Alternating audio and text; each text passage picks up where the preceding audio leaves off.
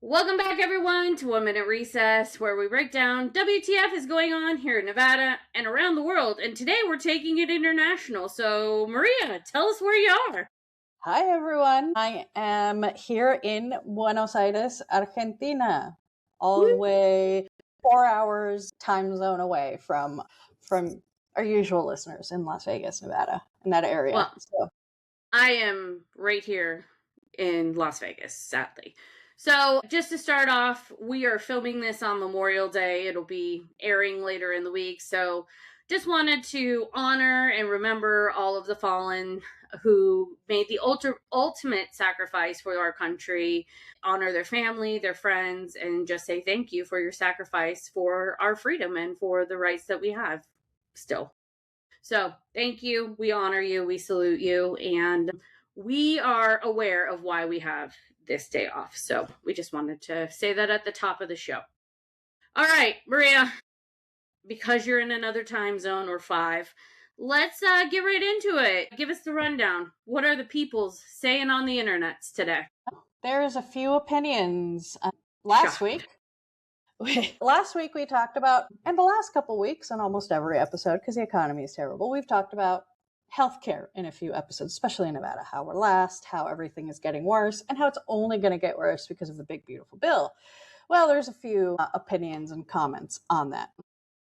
And we also link it to the fact that Nevada's economy, I believe there was a segment that we cut last week on how, because revenue in Nevada, because we don't have a tax and we're really just a revenue-based funding state for anything else anything in the state. There's a few opinions. One is from, and I haven't read these, but at Hamtercattree says, well, there's also the fact that Canadians can't be paid to come because they hate America now because of the 51st state bullshit, and this is an undeniable and not undoable at this fact, not for decades at least. Couldn't agree more. Very good point. Very, very good point. And my mom, who was a housekeeper for years, she mentioned that seriously, like Canadians made up a chunk of, like a big chunk of our like in Vegas, I think we think a lot about especially the Asian population and stuff, and they're a big chunk. But the Canadian population was apparently like the giant for specifically Vegas-based tourism, and we just kissed that bye-bye. We're sorry, Canada. We didn't mean to. We're sorry. Las Vegas is sorry. Canada, we are sorry. Okay. At Jean Co. or Janenko 1 says, did it ever occur to you and the state government that the reason for the lack of tax receipts is because the casinos are making the cost of visiting 3 to 5 times more expensive with all the fees? Yes. So in my work with the Retail Association, we talk about this a lot, actually, because it's prohibitively expensive not only to travel to Las Vegas, it's getting more and more expensive to live in Las Vegas. And if you go down on the Strip and want to actually just, go to the Strip like a normal Las Vegas person sometimes does, to go to a concert or go out to dinner. We went to a breakfast the other day on the Strip. It was a business breakfast, right? I met somebody down there who was traveling from out of town. Each plate was like $30 a plate. That's insane for breakfast, right? So not only are the cost of goods going up and the cost of food going up, which obviously is reflected in that price, but this listener is 100% right. They are jacking up prices even beyond that because they know they can get away with it because sadly, they're pricing people out of our market, and the only people who are able to afford to come here are rich elite people, because normal tourists who used to come here for a cheap weekend vacation or what have you are not able to come anymore because the hotels and the casinos have priced people out. You used to be able to sit down at a slot machine, get a free drink and play those penny slots. They're not doing that anymore, and so we are pricing people out. It's not just the political climate, it's actually prices. So, yep. Good point. Another good point. Look at our listeners this week. Good job, friends. Such good points. Seriously, good job. Good job. Yeah. And now to TikTok. There's quite a few comments on TikTok. I'll try to highlight some of them. At Jimmy Vidak on the surveillance on Cuba clip that we did says, I really cannot do this anymore. Same. Jimmy. Jimmy, same. I put up a meme last night that said I'm microdosing hell because I'm educated and watch the news. So I feel every Like that. day. Yeah. Microdosing hell. Same, Jimmy. Yeah. And it couldn't be all great, of course. There's always got to have be one that slips in.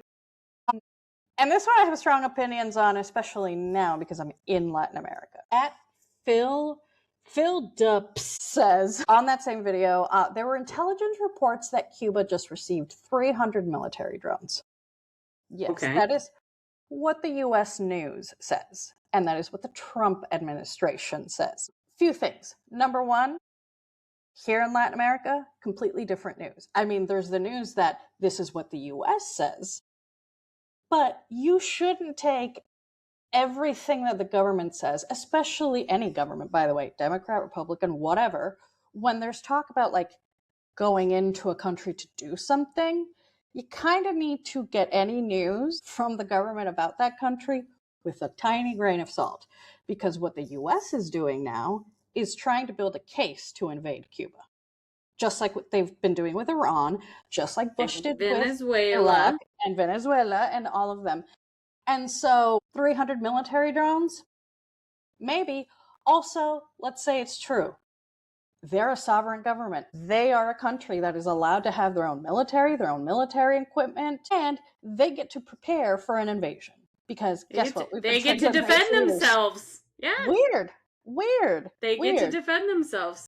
Like, I will also say, and this came up this week because, or over the weekend, because Donald Trump did his like, let's stand on a boat with mission accomplished behind him, except for he didn't have a boat, and he declared, oh yeah, the Strait of Hormuz is open, and we have this great deal with Iran, blah blah blah, whatever. It isn't a great deal. And what was interesting about it is, all of the American news stations were out there stroking his ego about it. And the Iranians put up what actually is in the deal. They literally called him out and was like, that's actually not what it says, bro. And it's like all over social media because the Iranian government was like, that literally is not what it says. So I want to caution people, to Maria's point, about believing everything you read. And again, this is for Democrats, Republicans. I don't give a fuck who's in the office. Do your homework. Go to unbiased sources. Look at the news in other countries. Look at the BBC, right? Look at sources outside of the continental United States and see if their news is matching up with our news. Because sometimes they're going to actually report on the real news because Donald Trump doesn't want you to know the real news because he is a spin doctor who loves to bullshit us and loves to make up things to make himself look better.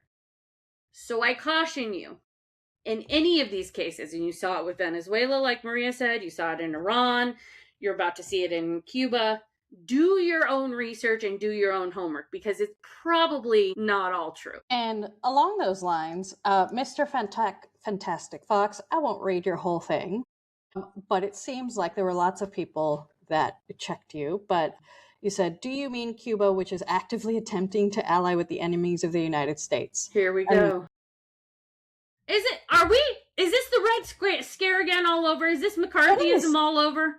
Y'all. It is. Like, stop it. Except for we're the fascists now. So stop it. Stop it, friends. We do not need to police the world. Isn't that what Donald Trump ran on? Is like, we don't need to go out. No more forever wars. We don't need to police the world. We shouldn't be. So we can't go help the Africans with Ebola. We can't go save people's lives with US aid money because they doged it.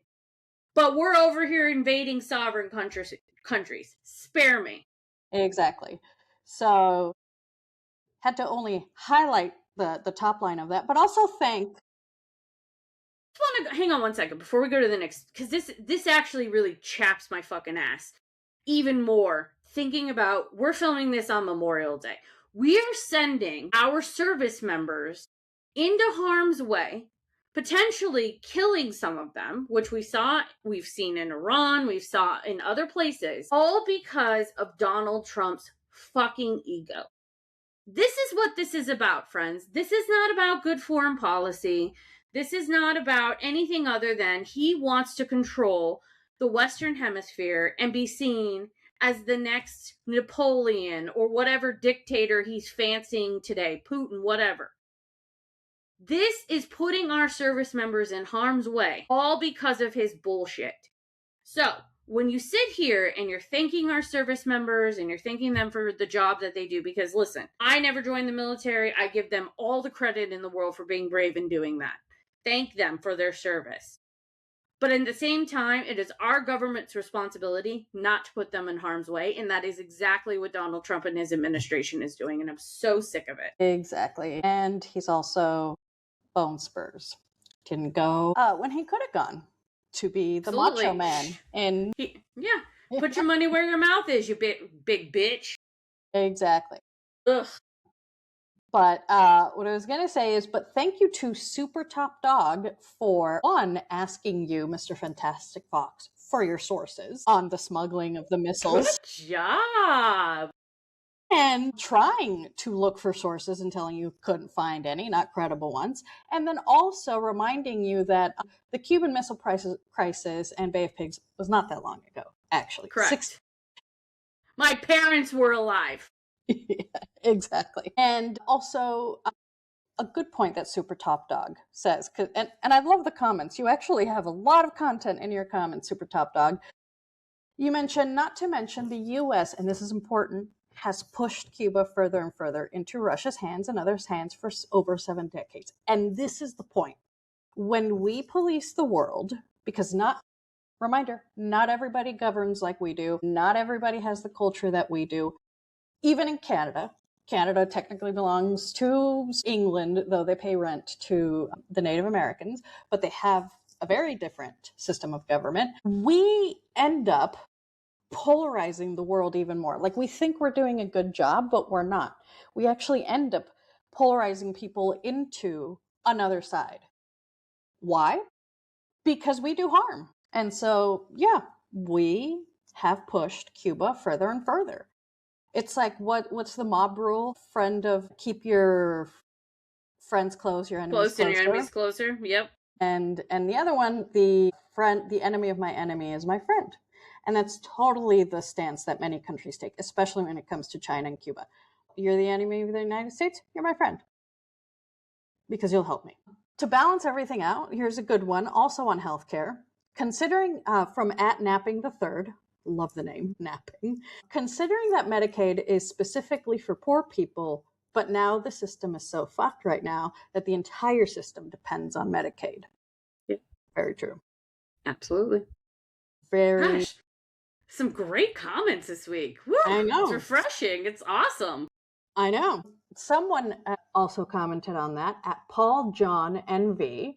Says, meanwhile, parents are out here playing Tetris with work schedules, childcare bills, and quite frankly, everyday survival mode. This is why I keep talking about affordable childcare. Working families shouldn't have to choose between paying rent and finding care for their kids. Nevada can do better. So in my day job, friend, look out for, we're getting ready to give what we call Mom Seal of Approval. So I work for an organization called Moms Rising. I do a bunch of their organizing in the state of Nevada. We're going to be giving candidates a seal of approval based on, are they supportive of childcare? Unlike our governor, who vetoed, I think, 2 childcare bills last year, we're going to actually be giving the seal of approval on candidates, legislators who are running again, for their work on childcare, for what they want to do on childcare, and being supportive of affordable and accessible childcare. So watch out for that. When that's up, I'll make sure I share it with everybody, because it's going to be very interesting to see the candidates actually who want to work on this important issue. So thanks for bringing that up. It's super important. Amazing. Yeah. And those are the comments I wanted to highlight. The rest are very good. No, Random, and we'll listen. talk to you in the chat. And here's the thing too, rewarding people's thoughtfulness. Like, gosh, Yeah. I feel reinvigorated today. These comments, like people actually like listening, Yeah. watching the podcast, having critical thought, even when I don't agree with them, right? Like, that's all we ask. Just be informed. Oh my Yeah. gosh. Yeah. I Yeah. feel like a new woman, Maria. Yeah. Keep it up, y'all. Keep it up. All right, well, let's go to the local lowdown. Lots happening here in Nevada. It is a very important time. We are in early vote, friends. If you haven't cast your ballot yet, look in your mailbox, get your mail ballot out. You can mail it in. You can fill out your mail ballot, drop it off at a vote center in your county, or you can go vote in person. And I would encourage you to vote early because there are always lines on election day. I know some of you love the nostalgia of voting on election day, and I hear you. That's great. You do you, but just make sure you vote. And we're going to tell you why you should vote. So, Maria's going to bring up our Secretary of State link. It is a new link that Cisco Aguilar, who is our current Secretary of State, who is amazing, he got all kinds of new technology rolling out so that voters can be more engaged, more informed, and really understand who is participating in our election process. And so I'm a political nerd. I was so stoked to see this roll out over the weekend, and I wanted to show all of you, especially if you're a political nerd too. Now, keep in mind the data that we're going to show you, this is data real time, Monday, May 25th at like 5 o'clock in the evening. So this will change by the time this rolls out, but it's in real time. So when you watch this, you can actually go to the link. We'll put the link in the chat, and you'll be able to see what the data is for the day that you're watching this podcast. So again, this is not going to be current data for when you watch this, but you'll go to the link and you can see the current data. So Maria, I wanted to just kind of explain to people what this means and why this is important, because it shows us the participation in our primary election process. Now, what do we know? 2026 primary is an off-year election. That means there is no top of the ticket here in Nevada. We do not have a competitive federal Senate race, and there is no presidential candidates on our ballot this year. So that means we're in a midterm election. Oftentimes, midterms are lower turnout for all voters of all parties than the presidential elections.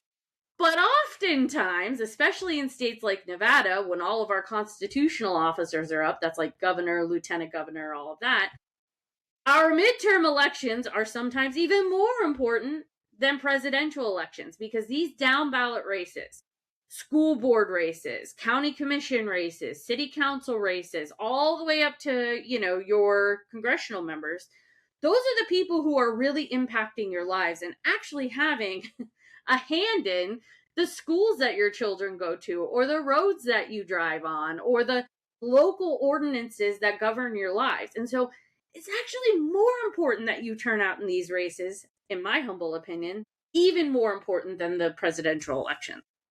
So let's look at the mail-in ballot tracker. So right now we know that approximately 2 million ballots were mailed out to Nevadans all across the state.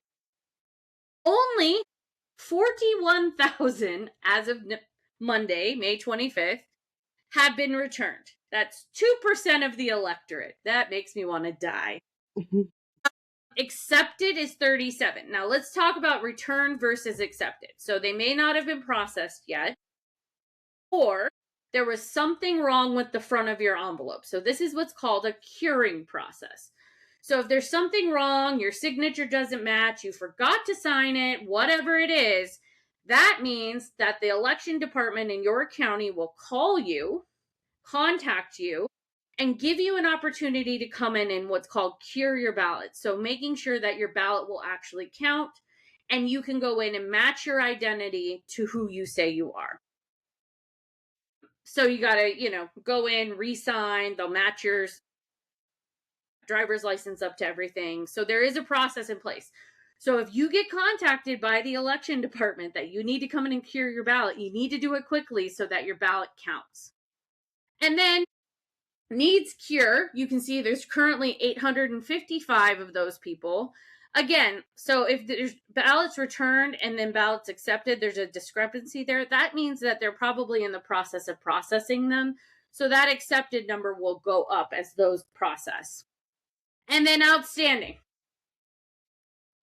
1.9 million people. Hi, friends. Hi, 1.9 million people. Please vote. I don't care how you do it. Just please vote. I don't care what party you are. Even if you're nonpartisan, you can still vote in a primary. I know there's a lot of talk out there.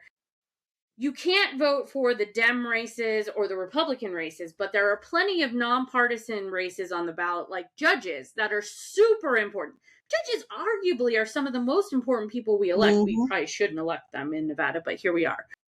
You should do your homework. Talk to people like me and Maria if you've got questions before you vote for judges. But judges can be voted on by our nonpartisans in the state of Nevada. So this is the statewide mail-in ballot. Now, if you toggle, Maria, at the top, you can see in-person early voting turnout, which is even more horrifying. So currently, Clark County, we'll just look at Clark County. So we have had 3 days of early voting at this point. So we've had a full day Saturday, a full day Sunday, and most of the day today, which is Monday the 25th. Currently in Clark County, we've had 8,138 people vote in person. 897 of those people in Clark County are Democrats. 1,007 people are Republicans. 210 people are other. There have been 897 Democrats who have showed up to vote in Clark County. There have been 1,007 Republicans. The rest is nonpartisan.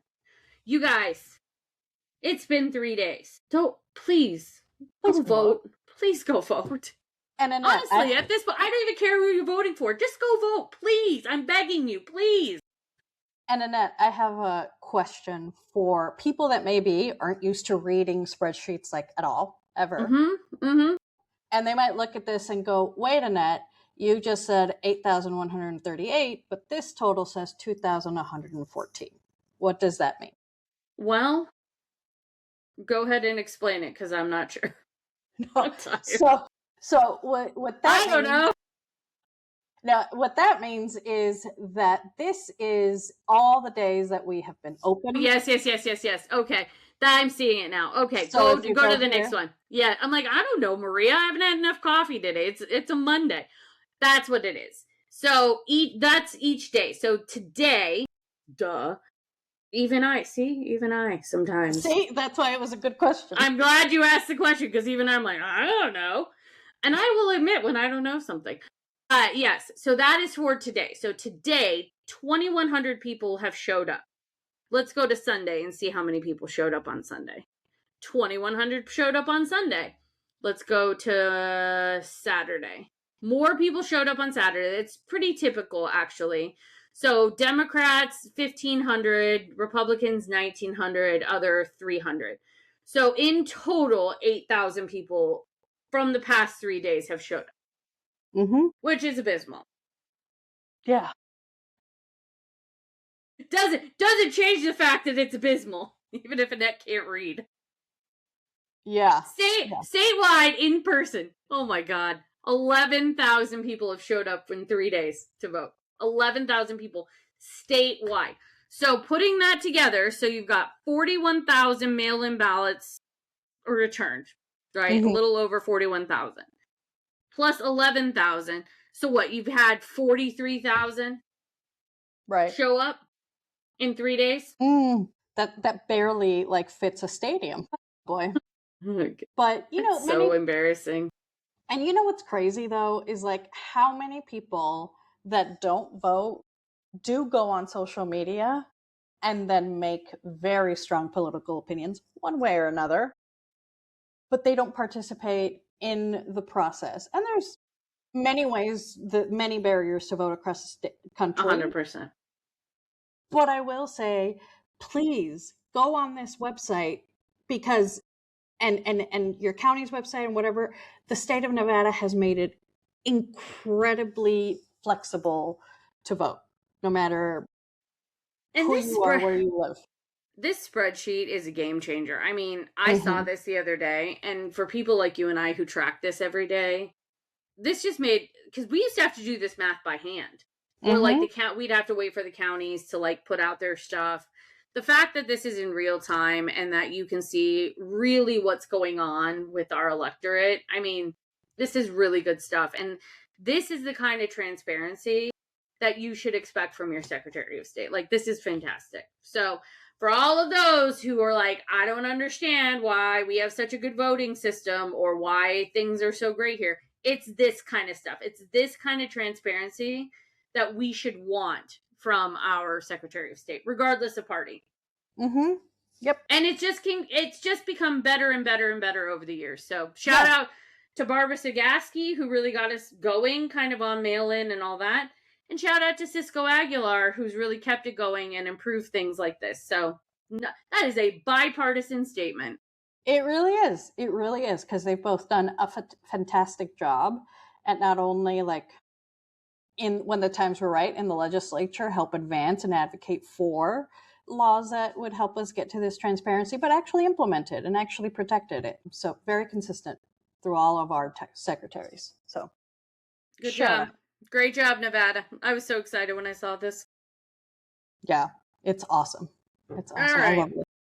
So early voting kicks off. The current, Steve Sebelius, our friend on Channel 13, 8 News Now with Politics Now, they all have kind of ongoing coverage of the primary. So if you're looking for updated information on the primary, those are some of the sources I would go to in the state of Nevada. Also, there's a lot of candidate guides out there from different organizations. I know Plan has one. I know some of the labor unions have some. You can also go to candidate pages. A lot of like the individual candidates will have their endorsements on their websites. So go to their pages.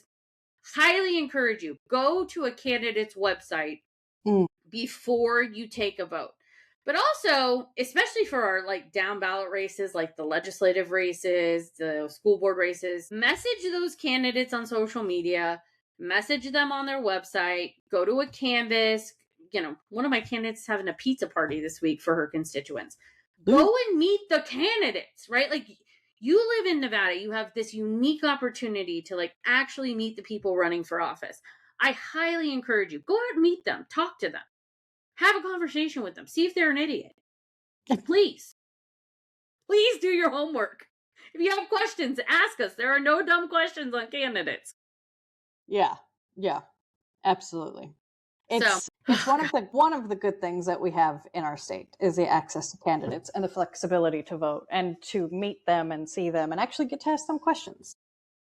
So on this early voting kicks off for Nevada June primary article that's in the Nevada Independent, it also, if you scroll down, it has a list of all of the voting sites around Nevada that are like permanent locations where you can go and vote. Remember, you used to have to go and vote in your precinct at a certain area, like a school or something. You do not need to do that anymore.